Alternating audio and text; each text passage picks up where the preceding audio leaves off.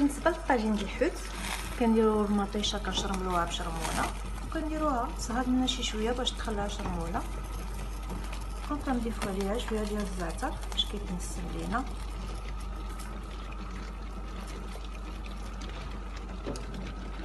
كتشوفوا معايا بلا ما نساو زويته بلديه.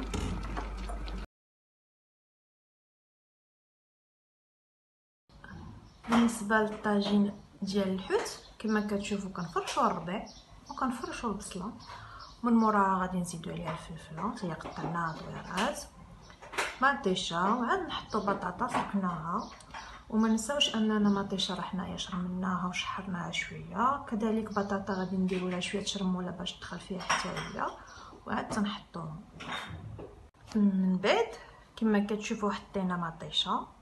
وكنقطعوا بطاطا وكنديروها في شرموله حتى هي باش كيدخل لها ديك التغميره كتكون بنينه فوالا وعاد نحطوا بطاطا من وراها نحطوا الفلفله حتى هي الفلفله درناها في داكشي اللي من شحرنا مطيشه داك الماء اللي خلات لاصوص درناها الفلفله بغيتو تشحروها بغيتو تخليوها هكايا كما كتشوفوا معايا احنا حطينا كلشي بقينا غير الحوت غنحطوه وغنزيدو نسمو بورق سيدنا موسى اللي بغى يدير الزيتون كحل زيتون الحار اللي بغيتو ديروه